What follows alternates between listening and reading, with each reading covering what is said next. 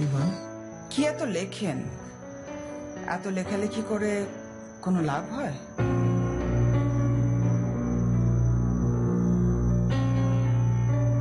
আম্মা, আমরা একটু বাইরে যাচ্ছি। কোথায় যাচ্ছ? বরাপুর মেয়ে ঐশীর আজকে বার্থডে। তানভীর অফিস থেকে সরাসরি ওখানেই চলে যাবে। ও, এই বেলা বুয়া এসে আর কি করবে? আমি বরং ওকে না করে দিই। চাবিটা নিয়ে যাচ্ছি মা। ঘরে কিছু গোছগাছ আছে, আপনি করে রাখবেন। আর কয়েকটা থালা বাসন আছে, দয়া করে ধুয়ে রাখবেন। আমি আর ফারহান একটু আগে ভাত খেয়েছি। ফ্রিজে ঠান্ডা ভাত আছে, আপনি একটু গরম করে একটু ডিম ভেজে খেয়ে নেবেন। ঠিক আছে ম্যাম। সময় দিতে যাবে না? কথা বলতো না দাদু, তোমরা যাও, আমি যাব না। বাই বাই দিদা।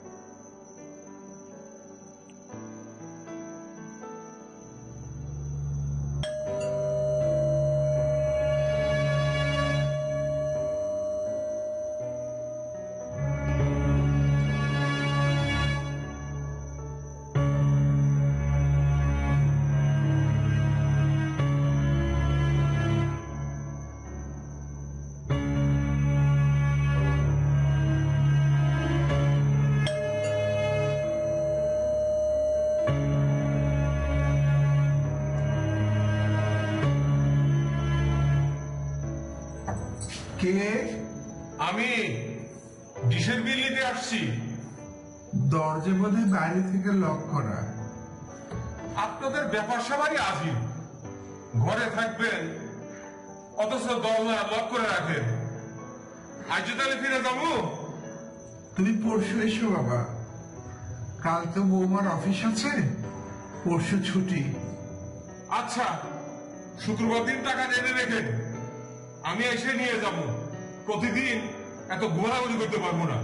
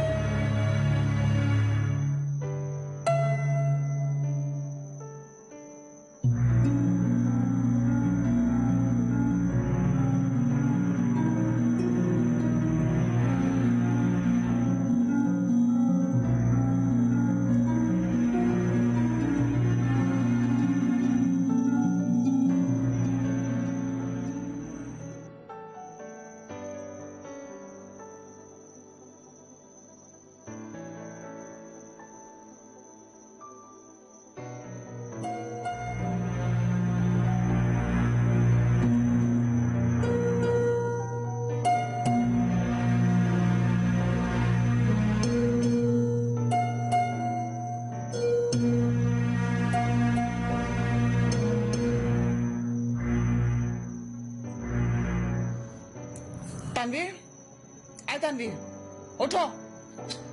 কি হলো, অফিসের সময় কি পার হয়ে গেছে নাকি? তোমার মায়ের কাণ্ডটা দেখো, 6:30 বেজে গেছে। আমরা কি আজকে না খেয়ে অফিসে যাব নাকি? মানে আরে উনি ঘুম থেকে উঠলে তো হয়। আরে বাবা, কি কথা বলো না, ডাকো তাহলেই তো হয়। ও, উনাকে ডাকবো আমি? সেটা আমার পক্ষে সম্ভব না। উনাকে ডাকার জন্য না একটা অ্যাসিস্ট্যান্ট ঠিক করে দাও। দাও না একটা অ্যাসিস্ট্যান্ট ঠিক করে। আরে বাবা, ডাকলে তো প্রবলেমটা সলভ হয়ে যায়, এত কথার কি দরকার? সকালবেলা ঘুম থেকে উঠতেই শুধু ঘ্যানর ঘ্যানর না ঘ্যানর ঘ্যানর। আমি ঘ্যানর ঘ্যানর করি, তাই না? তোমরা মা ছেলেরা পারো, খুব ঢং করো। একজন পারে নাকটাকে ঘুমাতে, আর একজনের কোনো দায়িত্বই নাই।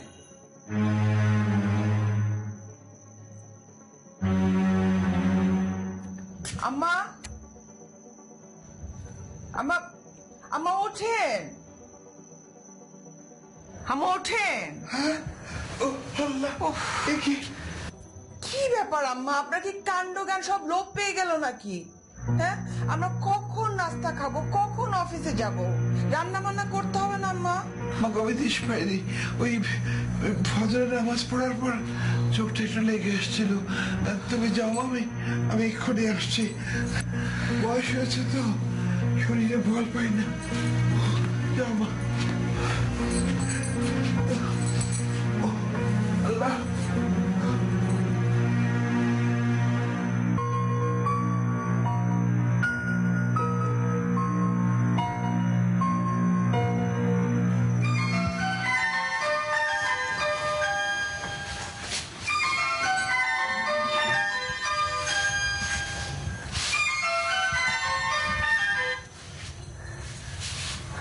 হ্যালো,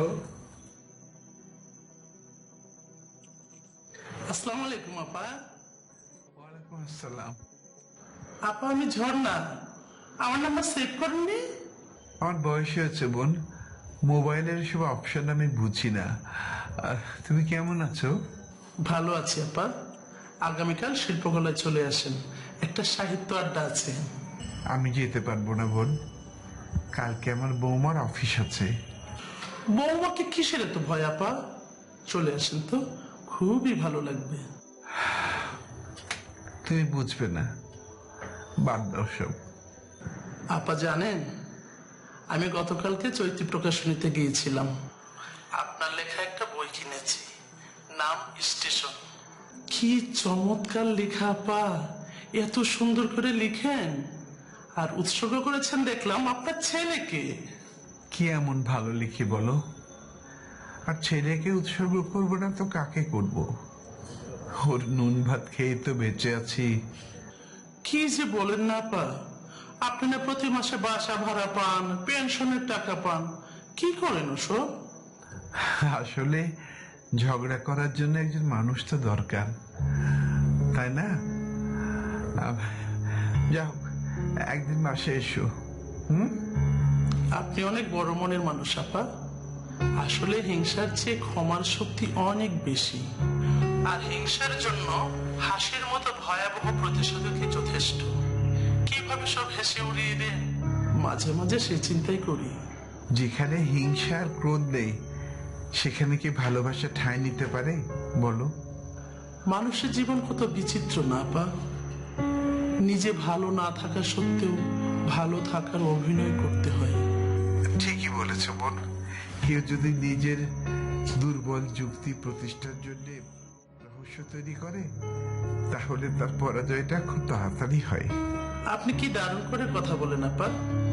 যাক, একটা কথা না বলে পারছি না।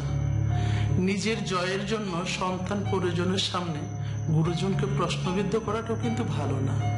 আমি বুঝতে পেরেছি তুমি কি বলতে চাও। ও বোন, একটা ফোন এসেছে, মনে হয় বৌমাই ফোন করেছে। আমি তোমার সঙ্গে পরে কথা বলবো। ঠিক আছে আপা, রাখি। ভালো থাকবেন, নিজের প্রতি খেয়াল রাখবেন।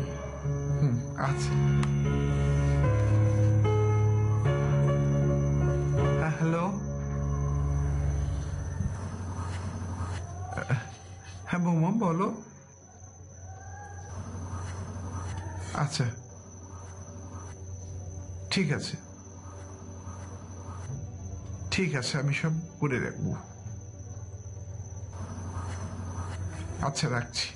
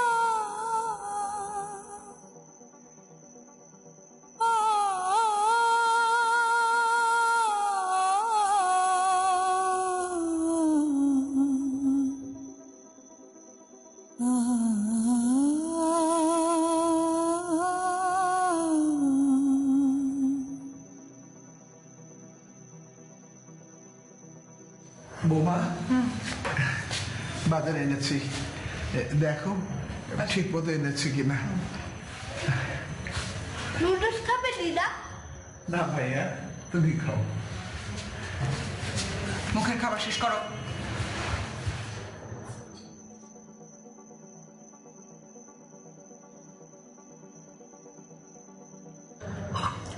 মা, বাজারটা ঢালেন, আমি আসছি।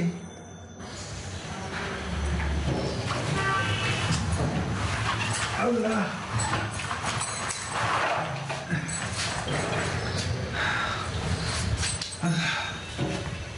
বৌমা,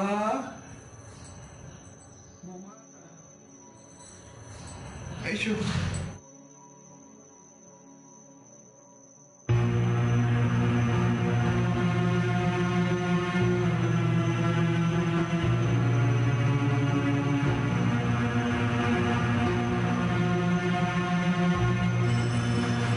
মা, এগুলো কি মাছ এনেছেন আপনি? মানে কাতল মাছ আর শিং মাছ, এগুলো কে খাবে? আপনাকে এত করে বললাম যে আজকে আমার আপা আর দুলাভাই আসবে, তাদের জন্য আমি ভালো মন্দ কিছু রান্না করব। ইলিশ মাছ খেতে চেয়েছে দুলাভাই, শোল মাছ খেতে চেয়েছে, মানে এখন আমি কি রান্না করবো আম্মা? মানে আপনার যদি শিং মাছ খেতে এতই ইচ্ছা করতো তাহলে আপনি আরেকদিন আনতেন, আজকে কেন আম্মা? না মা, আমার কেন খেতে ইচ্ছে করবে? বাজারে শোল মাছ ছিলই না। ইলিশ মাছ অবশ্য ছিল, কিন্তু এত ছোট ছোট তুমি সেটা পছন্দ করতে না। আর রুই কাতলা সবসময় বাসায় লাগে, সেজন্য আমি ভাবলাম তাজা একটা কাতল মাছ আমি। কি মাছ এনেছে দাদি? এই যে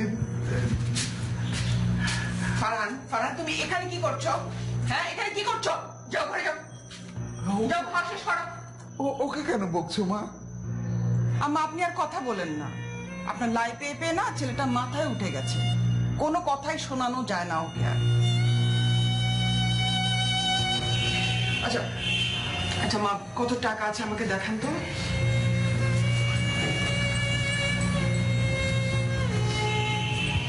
দেখি, এই কয় টাকা দিয়ে তো আর শোল মাছও হবে না, ইলিশ মাছও হবে না। আম্মা, একটু কষ্ট করে আপনি সিএনজি করে ওই সামনে সুপার শপে যান। হ্যাঁ, ওখানে গিয়ে অবশ্যই আপনি ইলিশ মাছও পাবেন, শোল মাছও পাবেন। একটু কষ্ট করে যান না আম্মা। এই টাকাটা রাখেন, আমি বাকি টাকা নিয়ে আসছি। নেন, ধরেন মা, একটু কষ্ট করে যান মা। মা, মা, টাকাটা ধরেন, হ্যাঁ, সিএনজি করে যাবেন। হ্যাঁ মা, আমিও যাব দিদার সঙ্গে। আমি একদিন বাবার সঙ্গে সুপার শপে গিয়েছিলাম, কত বড় বড় মাছ পাওয়া যায়। মা যান। হ্যাঁ,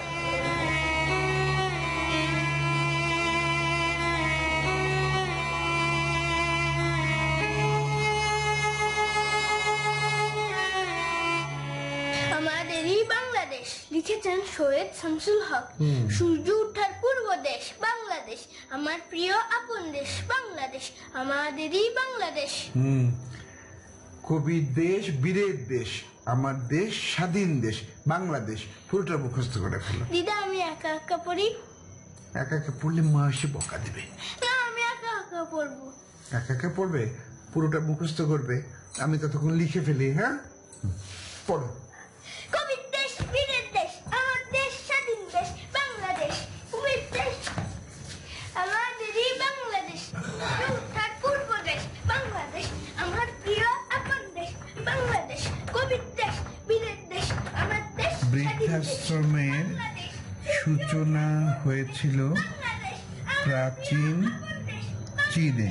আমাদেরই বাংলাদেশ। ছেলে মেয়ে দ্বারা নিগৃহীত বৃদ্ধ বৃদ্ধাদের জন্য আশ্রয় কেন্দ্রের দেশ, বাংলাদেশ, এই উদ্যোগ ছিল শান রাজবংশের। আমার প্রিয় আপন দেশ, বাংলাদেশ, আমাদেরই বাংলাদেশ। কবির দেশ, বীরের দেশ, আমার দেশ, স্বাধীন দেশ, আমার প্রিয় আপন দেশ, বাংলাদেশ, আমাদেরই বাংলাদেশ। কবির দেশ, বীরের দেশ, বাংলাদেশ, সূর্য ওঠার পূর্ব দেশ, বাংলাদেশ, আমার প্রিয় আপন দেশ, বাংলাদেশ, আমাদেরই বাংলাদেশ। কবির দেশ, বীরের আমার কি কি হচ্ছে সব? আম্মা, কি একজন চিৎকার করে করে আবৃত্তি করেই যাচ্ছে আর আপনি লিখেই যাচ্ছেন? কি লিখছেন আম্মা এগুলো আপনি? বৃদ্ধাশ্রম নিয়ে কি লিখছেন? বৃদ্ধাশ্রমে যাবার ইচ্ছে হচ্ছে আপনার? আমি তো বৃদ্ধাশ্রমের ইতিহাস লিখছি। ও, আপনি লিখছেন বৃদ্ধাশ্রমের ইতিহাস? বাহ, দারুণ তো। তো হঠাৎ বৃদ্ধাশ্রম নিয়ে কাহিনী লিখবার ইচ্ছা হলো কেন আপনার? বলবেন দয়া করে। আপনার তো আম্মা সুখে থাকতে ভূতে কিলায়, শান্তিতে আছেন, দুবেলা খেতে পারছেন, আপনার ভালো লাগছে না তো? আপনার এখন যেতে হবে বৃদ্ধাশ্রমে। এই তানভীর, তানভীর শুনে যাও, দেখো না তোমার আম্মা কি শুরু করেছেন।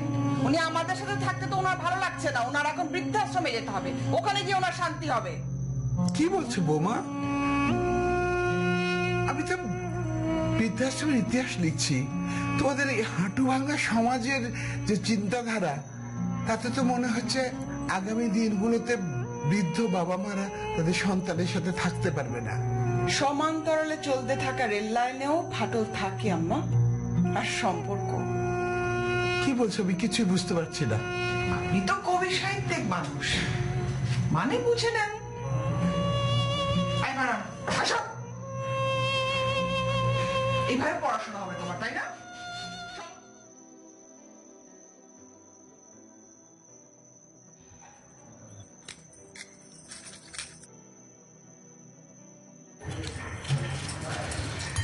খালাম্মা, আগে জানতাম যে গরিবদের মধ্যে ঝামেলা বেশি, অন্তত বড় লোকের মধ্যে প্যাঁচ বেশি গো। গরিব আর বড় লোক কি রে মা? ছেলে মেয়ের বিয়ে হয়ে গেলে তারা অন্যরকম হয়ে যায়। বড় ভুল করেছি কষ্ট করে ছেলে মেয়ে মানুষ করে।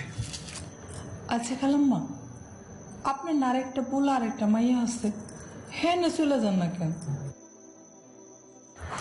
আপনি না করলেও আমি অনেক কিছু বুঝি গো খালাম্মা। বড় লোক ঘটনা বাড়ির বাইরে যায় না, আর আমগো গরিবের খবর হইল হাড়ের ভিতরে কাঁঠাল ভাঙার মতন, কিছু হইলে দুনিয়ার মানুষে জানে, আর এই জন্য গরিব গো বদনাম বেশি। তাড়াতাড়ি হাত চালা রইবা, বৌমা আসতে বকাচকা শুরু করবে। খালাম্মা, আপনি সারাদিন চুপচাপ বসে থাকেন, একটু কথা কইয়া মনটারে হালকা করেন। আপনি আর এত ডরান কেন? শুনছি আপনি মেলা শিক্ষিত, চাকরিও করছেন, টাকা পয়সা জমান নাই। ছেলেমেয়েরা যখন ছোট ছিল তখন ওদের বাবা মারা যায়। আমি তখন চাকরি করে যে কটা টাকা পেতাম আর বাড়ি ভাড়া থেকে যা পেতাম তাই দিয়ে ওদের কষ্ট করে মানুষ করেছি। কিন্তু আমি যখন রিটায়ার্ড করলাম তখন তানভীর ভার্সিটিতে পড়ে, ওই টাকাই তখন আর কুলাতে পারতাম না। তখন কি করেছি জানিস? বাড়ি বাড়ি গিয়ে শিক্ষকতা করেছি, সেলাই শিখিয়েছি, কত কষ্ট করে ওদের মানুষ করেছি।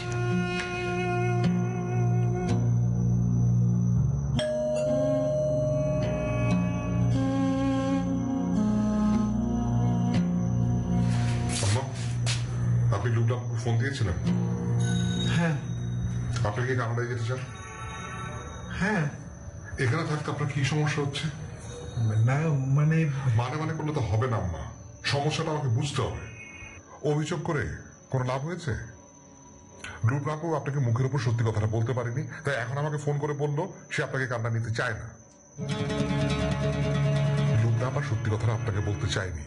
দুলা ভাই এখন জবলেস, ওদের নিজেদের অবস্থাই খারাপ। কি বলছিস তুই? চাকরি নেই? তাহলে ওরা চলছে কি করে?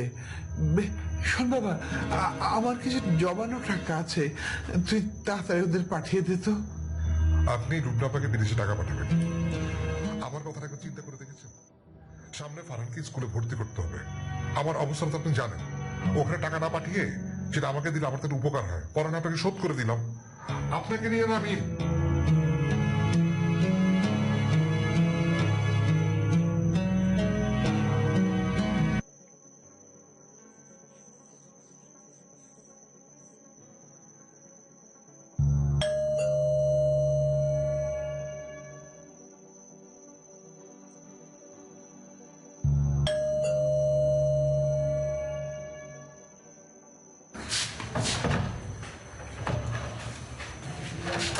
আসছো? যা এখন রুটিগুলা বানায় আমাকে উদ্ধার করো।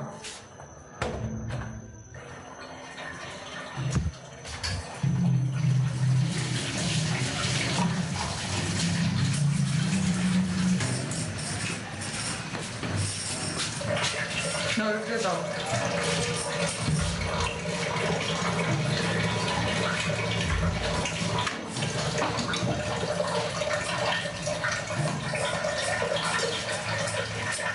ভাবি, খালাম মাই কই? তার কি শরীর খারাপ?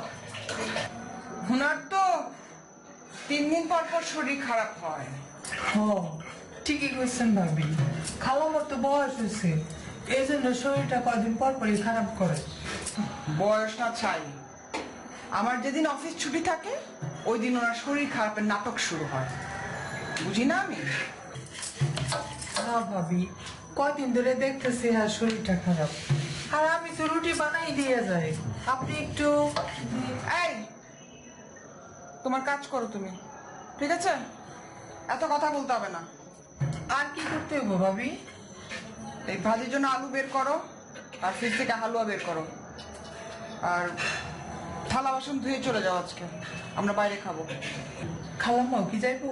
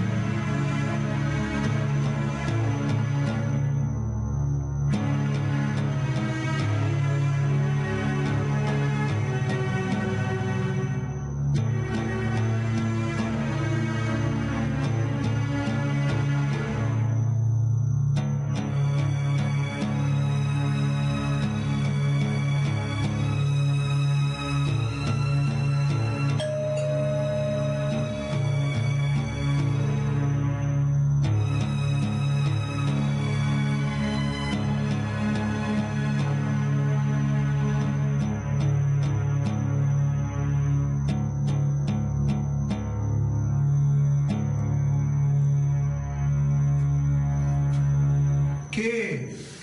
আমি কুরিয়ার সার্ভিস থেকে আসছি। জহুরুর রহমান নামে একটা চিঠি আছে। জহুরুর রহমানের চিঠি? মানে আমার চিঠি? নিশ্চয়ই বিদেশ থেকে এসেছে, না? না, কাব্যলিখন নামের একটা সংগঠন থেকে আসছে। আন্টি প্লিজ আপনি দরজাটা খুলে চিঠিটা একটু নেন। দরজা তো খোলা যাবে না বাবা, বাইরে থেকে লক করা আছে। মানে আপনি ঘরের ভিতর, অথচ দরজা বাড়ি থেকে লক করা? কি বলছেন আপনি? কোনো অসুবিধা নেই, তুমি দরজা নিচ দিয়ে চিঠিটা দিয়ে দাও, আমি নিয়ে নেব। কিন্তু চিঠিটা দিলে তো আপনার একটা সই লাগবে। অসুবিধা নেই বাবা, আমি জহুরুর রহমান, তুমি সইটা দিয়ে দিয়ে চিঠিটা দিয়ে দাও। দিতে বলছেন? আমি দিয়ে দেব? আচ্ছা ঠিক আছে, দিয়ে দিচ্ছি।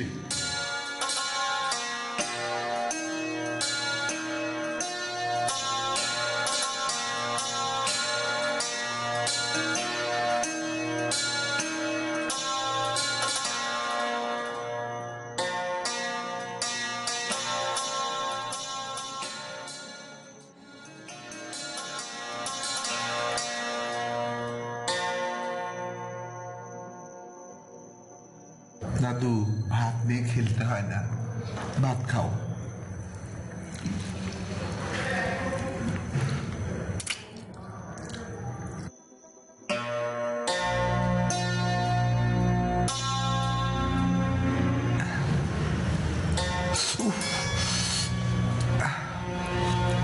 দিদা, তুমি সবসময় মাছের লেজ কেন খাও? কাটাই খুঁজে পাচ্ছ না। আমি শুধু শুধু তোমাকে মাছের লেজ দাও, আমি বেঁচে দিচ্ছি। তুমি পারবে না দাদু? আমি পারবো।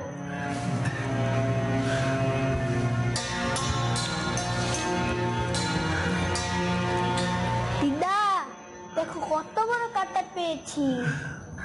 ওই কাঁটা তো আমিও দেখতে পাই, ছোট ছোট কাঁটাগুলো দেখতে পাই না। আচ্ছা, ওগুলো আমি বেঁচে দিচ্ছি। দেখি দেখি, ইস, কেন গান বাঁচতে গেলে বলো তো? দেখি দেখি দেখি বাবা, দেখি।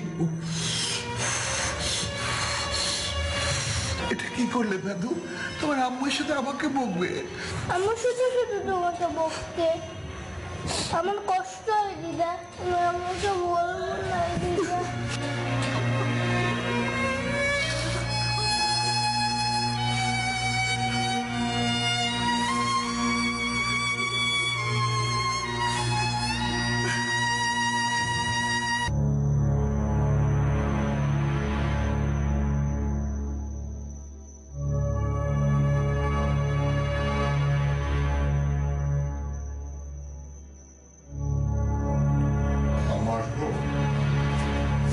আয়,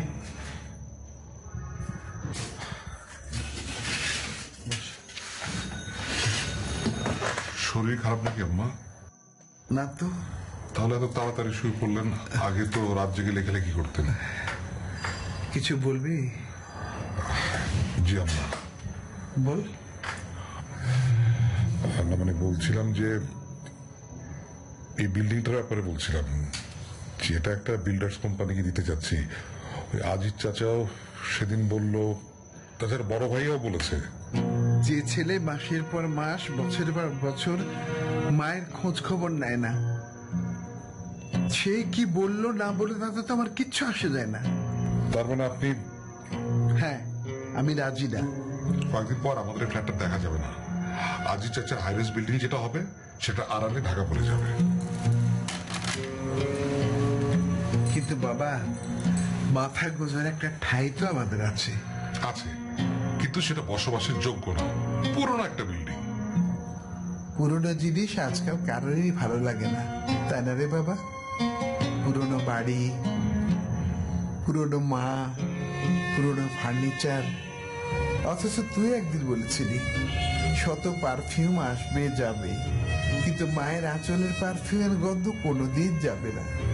হ্যাঁ বলেছিলাম, কিন্তু আমার জীবনটা না আপনার লেখা ওই উপন্যাসের কোনো পাতা না যে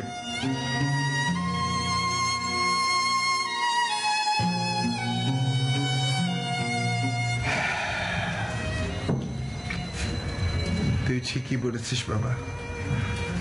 উপন্যাসিক উপন্যাস লিখে, বয়ে যায় কাল, জীবন চলে জীবনের মতো, একদিন এসে পড়ে মৃত্যু। এই তো জীবন, এরই নাম জীবন।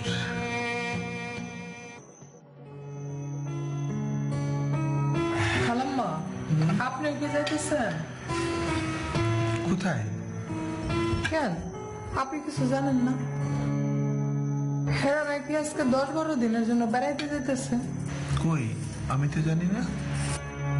খালাম্মা, সোনার পালঙ্কে ঘুমাইয়া কি লাভ কন? মনের মধ্যে যদি শান্তি না থাকে। শুনছি এই বাড়িটাও নাকি আপনার, তো আপনি হ্যাঁ করে খেদে দিয়া ভাড়া দিলেও তো একলা ভালো চলতে পারেন। রহিমা, বাদ দিই তো সব, আমার শুনতে ভালো লাগে না। আম্মা, আমরা কদিনের জন্য একটু ঢাকার বাইরে যাচ্ছি। চাবিটা আপনার কাছে থাক, পুরো বাসাটা দেখে শুনে রেখে। গতকালও তো বললি না যে বাইরে যাবি, এখন যাওয়ার সময় বলছিস। ঠিক আছে, কোথায় যাচ্ছিস জিজ্ঞেস করবো না, ভালো থাকিস। এই বলো, তোমাদের দেরি হচ্ছে তো। ও শোন, একটা কথা বলার ছিল। ওই আমার ওই দুদিন থেকে মনে হচ্ছে ডায়াবেটিসটা বেড়েছে। যদি একটা ডাক্তার দেখাতে পারতাম তাহলে ভালো হতো। আম্মা, এগুলো তো আগে থেকে বলতে হয়, ডক্টর অ্যাপয়েন্টমেন্ট করতে হয় না, যাওয়ার সময় বললে হবে। আমি এসে আপনাকে ডাক্তারের কাছে নিয়ে যাবো। আর আপনি কি ইনসুলিনটা 2 পয়েন্ট বাড়িয়ে নিন, আগের বার তো ডাক্তার তাই করেছিল। এই চলো, দেরি হচ্ছে তো আমাদের। ভালো থাকো দিদা, I miss you. Bye bye দিদা, I miss you দিদা। I miss you too. Farhan আসো।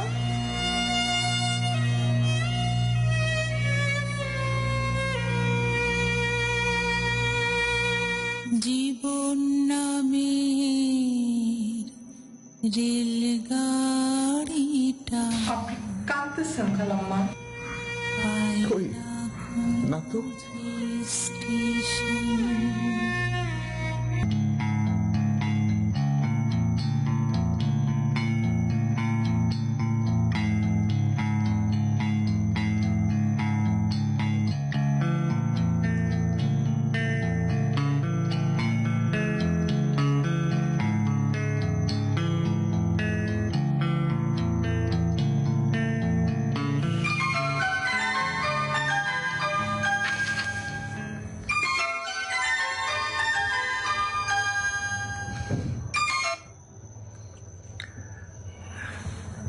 হ্যালো। হ্যাঁ, হ্যালো মা, কেমন আছো? এই আছি একরকম। কি খবর বলো তো মা তোমার? তানভীর, আফরিন, ফারহান, ওরা কেমন আছে সবাই? কি ব্যাপার মা, কথা বলছো না কেন? কি হয়েছে? তুমি কাঁদছো? কাঁদছো কেন? ওরা বাসায় নেই, বেড়াতে গেছে। ওরা কোথায় গেছে? কবে গেল? জানি না, আমাকে কিছু বলে যায়নি। ওই রহিমার কাছে শুনলাম ওরা নাকি বেড়াতে গেছে। কি আশ্চর্য, যাবার আগে একটু তোমাকে জানিয়ে যাবে না কোথায় যাচ্ছে? বাংলাদেশেও দেখি আজকাল কর্পোরেট ভালোবাসা চালু হয়ে গেছে। বাদ দাও ওসব কথা। আচ্ছা মা, তানভীর নাকি কোন অ্যাপার্টমেন্ট কোম্পানিকে ফ্ল্যাটটা দিতে চাচ্ছে, আমি শুনলাম তুমি নাকি না করে দিয়েছো। হ্যাঁ, এটা ঠিক না মা। ও একটা ফার্স্ট ক্লাস অফিসার, সমাজে ওর একটা স্ট্যাটাস আছে না? তাছাড়া সরকারি চাকরিতে বেতনই বা কত? মা, তুমি নিজেও তো সরকারি চাকরি করেছো না? তুমি বলো কত টাকা বেতন পায় ওরা? আর তাছাড়া এই বয়সে সুকাল্লাদ করবে না, কোন বয়সে কে করবে, তাই না? তাই বলে তোর বাবা শেষ স্মৃতির আমাদেরই হবে, তাই না? তুমি দেখে এত শিক্ষিত হয়েও সেকেলে কথাবার্তা বলছো, বুঝতে পেরেছো মা? তুমি সারাটা জীবন কুয়োর ব্যাঙই রয়ে গেলে, আর ওই কুয়োটাকেই নিজের জগৎ মনে করছো। মা, মা তুমি কান্নাকাটি করো না, আমার কথাটা একটু মনোযোগ দিয়ে শোনো। আচ্ছা দেখো মা, তোমার তো কাউকে না কাউকে জীবনে অবলম্বন হিসেবে লাগবে, কি লাগবে না?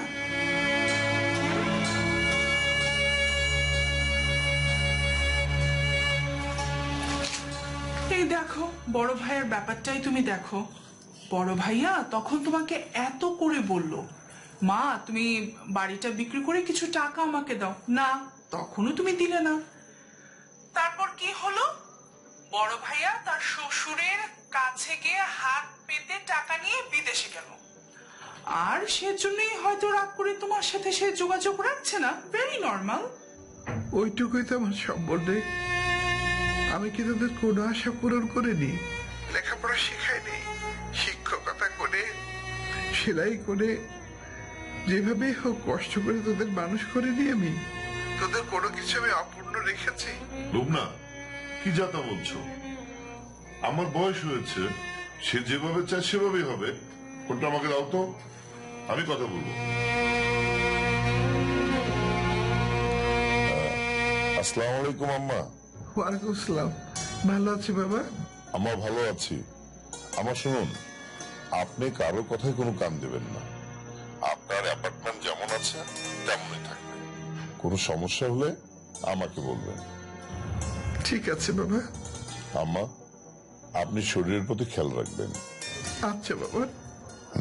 জি আম্মা।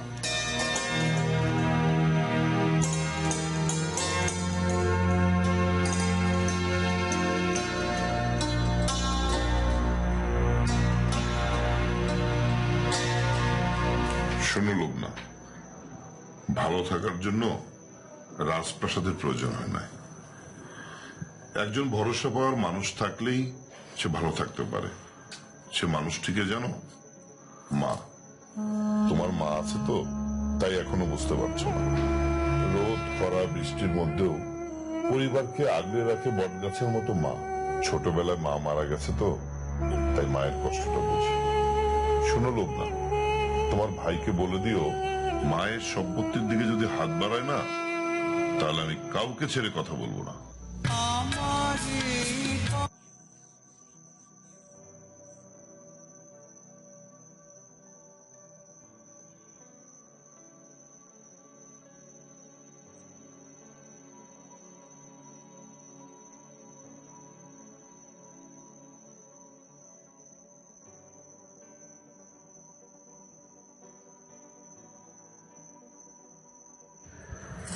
জানো রহিমা, আজকে আমার কি মনে হচ্ছে? মনে হচ্ছে আজকে আমি প্রাণ ভরে নিঃশ্বাস নিতে পারছি। খালাম্মা, আপনার বৌমা কি কয় জানেন? আপনি যদি বাইরে থেকে তালা মারা না দিয়ে যায়, তাহলে বলে আপনি পাশের বাসায় যান, গপ্প করেন, আবার বলে ওই ঘরের জিনিসপত্র দেন। তুই বুঝবি না রহিমা, তবু বলছি, যে সম্পর্ক চুক্তির সে তো ব্যবসা, যে সম্পর্ক বেঁধে রাখার সেটা কারাগার, আর যে সম্পর্ক আজ্ঞা পালন আর কৈফিয়তের সেটা দাসের। ভালো মানুষ কখনো পাখিকে খাঁচায় বেঁধে রাখতে পারে না। আমি তো কিছুই বুঝতেছি না খালাম্মা। তোর বোঝার কোনো দরকার নেই। আমি আজ মুক্ত বলাকা মিলে দিই ওই দূর নীল আকাশে।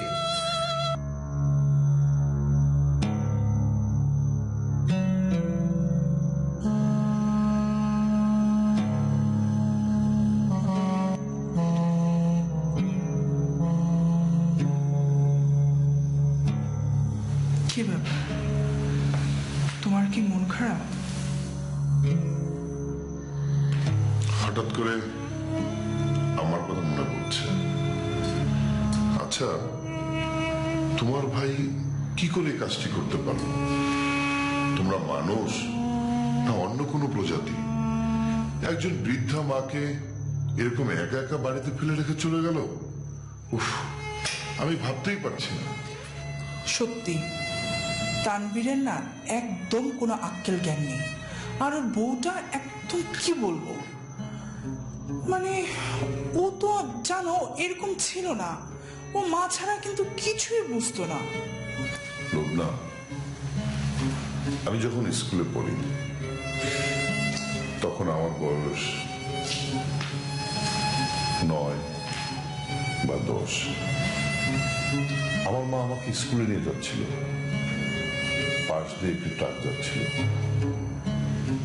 মা আমাকে ধাক্কা মেরে ফেলে দেয়, আমি জ্ঞান হারিয়ে ফেলি।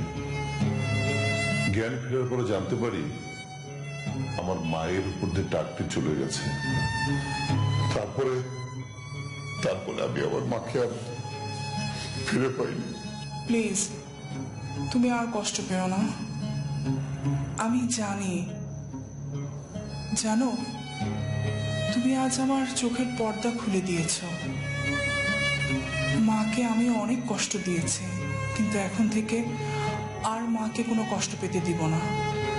মার যত্ন নিব, সব সময় মায়ের পাশে থাকবো। লোভনা, দুনিয়াটা কদিনের বলো?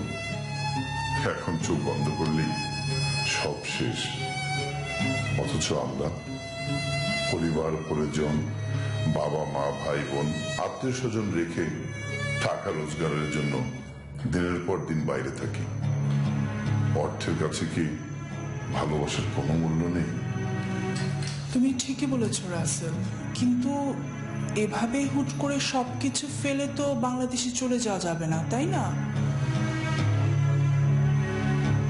তার চেয়ে চলো আমরা বাংলাদেশে গিয়ে মার কাছ থেকে কিছুদিন বেরিয়ে আসি। দারুণ নয়?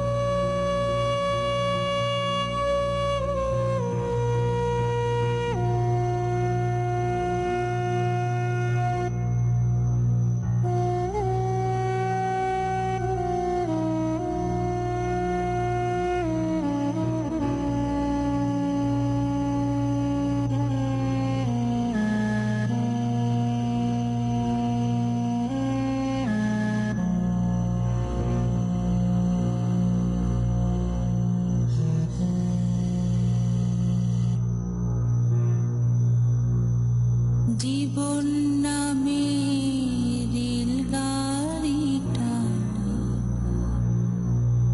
পাই না খুঁজে স্টেশন।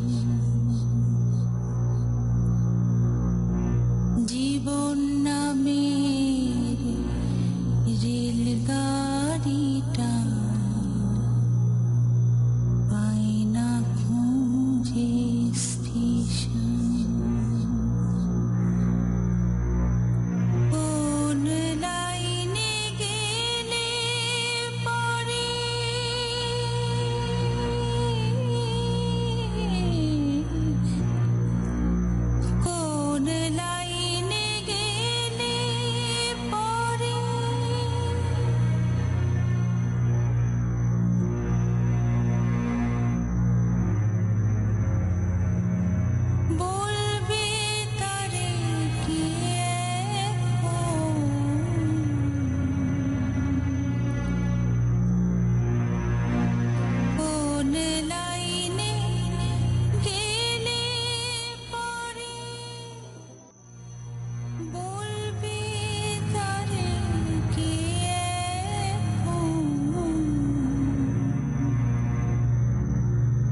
জীবন নামে রেলগাড়িটা পাই না খুঁজে স্টেশন। জীবন নামে রেলগাড়িটা পাই না খুঁজে স্টেশন।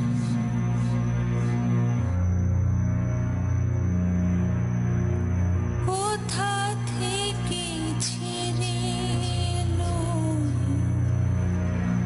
যেতে হবে কত দূর।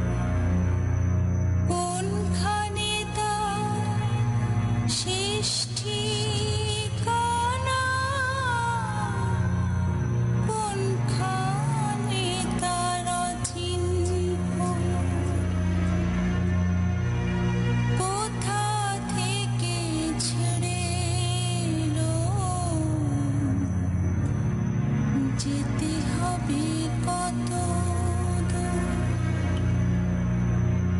কোনখানে তার শেষ ঠিকানা, কোনখানে তার অচিন্ত,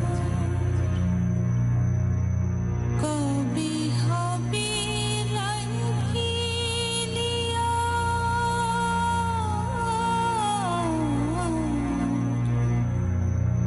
কবে হবে রাঙ্গিলিয়া, ডাকবে তবে মহাজন, জীবন নামে রেলগাড়িটা পাই না খুঁজে স্টেশন, জীবন নামে রেলগাড়িটা পাই না খুঁজে স্টেশন, জীবন নামে রেলগাড়িটা পাই না খুঁজে স্টেশন।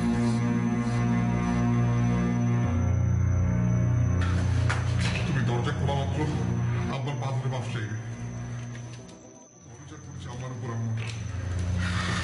ওর অ্যাক্সিডেন্ট না হলে আমি জীবনেও বুঝতাম না, এখন আমি বুঝতে পারছি।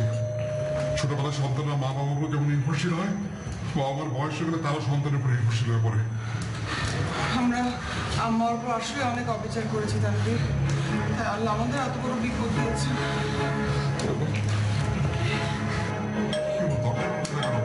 মা, আমরা এসছি, দরজা খোলো। আম্মা, আম্মা,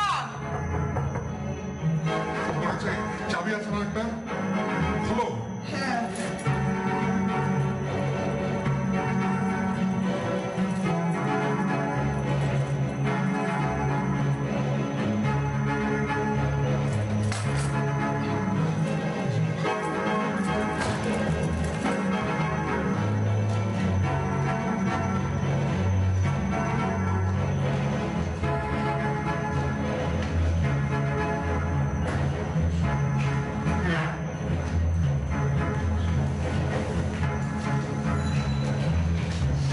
মা,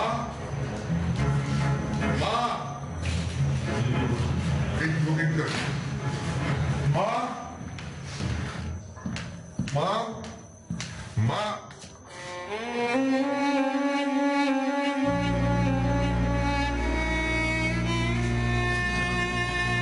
মা,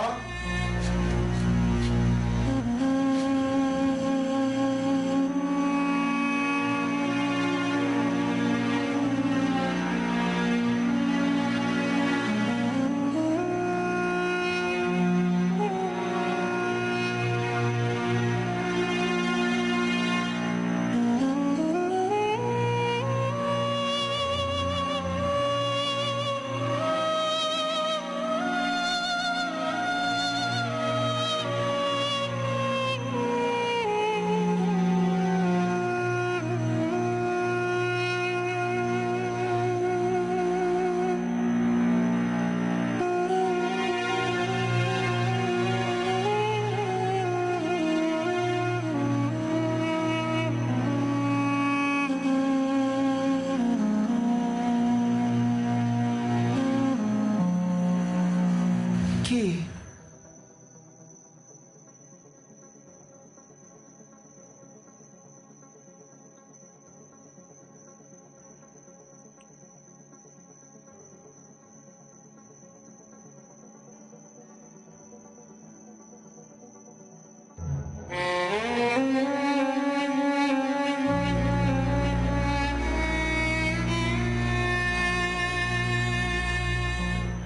জিডি করলা, কি বললো পুলিশ? কি আর বলবেন, বললো তো যথাসাধ্য চেষ্টা করবে। আমি আমার ছবি আর বাসার ঠিকানা, কন্ট্যাক্ট নাম্বার সব ডিটেল দিয়ে এসেছি।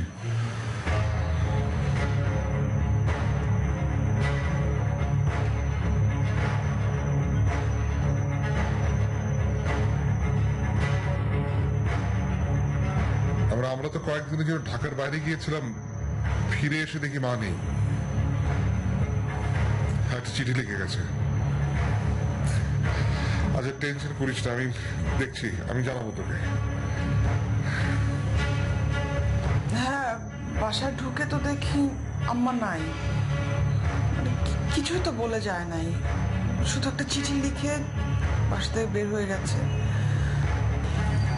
ফেসবুকে একটা স্ট্যাটাস দিবা নাকি? ফেসবুকে স্ট্যাটাস দিয়ে দাও তো মানুষজন কি মনে করবে? না, যা কিছু মনে করুক। মার ছবিটা দিও।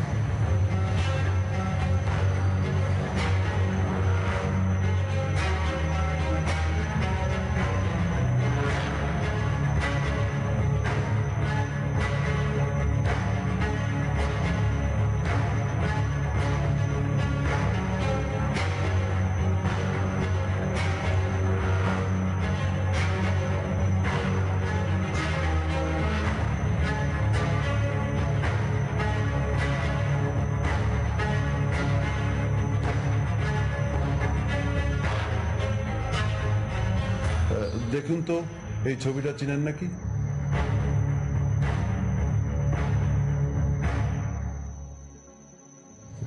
এটা তো আমার মায়ের ছবি। আপনি এটা কোথায় পেলেন? সরি, উনি আর নেই। নেই মানে কি বলছেন আপনি? গত পরশুদিন উনি রোড অ্যাক্সিডেন্টে মারা গেছেন। ওনার কোনো আপনজন না পাওয়ায় ওনাকে বেওয়ারিশ লাশ হিসেবে দাফন করা হয়েছে। আমি বিশ্বাস করি না, আমি বিশ্বাস করি না। যে গাড়িটা অ্যাক্সিডেন্ট হয়েছিল আজকে সেই গাড়িটা উদ্ধার করা হয়েছে।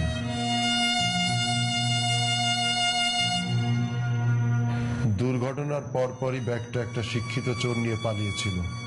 সে আজকে সেই ব্যাগটা থানায় জমা দিয়ে গেছে। সে বলেছে সে নেশা টেশা কিছু একটা করে, তাই মাঝে মাঝে সে চুরিও করে। রাত্রেবেলা ব্যাগ খুলে সে দুইটি বই দেখতে পায়, যার মধ্যে একটি উপন্যাস, নাম স্টেশন। রাত জেগে সে বইটি পড়েছে, আর সে ভেবেছে একজন লেখিকা তার জীবনে এরকম করতে পারে। লেখিকার জীবনটা শেষ পর্যন্ত এভাবেই ঘটবে সে কখনোই ভাবতে পারেনি। বইটি পড়ার পর থেকেই তার মধ্যে এক ধরনের কষ্টবোধ এবং আত্ম উপলব্ধি কাজ করেছে। সে ভেবেছে সে ওই পথ ছেড়ে দিবে, তাই সে থানায় ব্যাগ এবং মোবাইল জমা দিয়ে যায়। মোবাইলের ডায়াল লিস্টে দেখি ঝর্ণা নামে একজন মহিলার নাম্বার। সেই নাম্বারে ফোন করে আপনাদের বাসার অ্যাড্রেসটা পেয়েছি। আপনারা কি স্টেশন উপন্যাসটা পড়েছেন?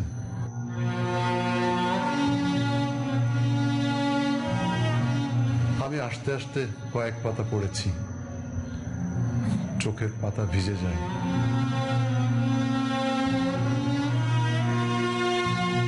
কি আশ্চর্য দেখুন, একজন লেখিকা হয়েও তিনি কি জানতেন যে তার জীবনের শেষ ঠিকানা হবে, তার জীবনের শেষ স্টেশনটা হবে কোনো অজানা জায়গা।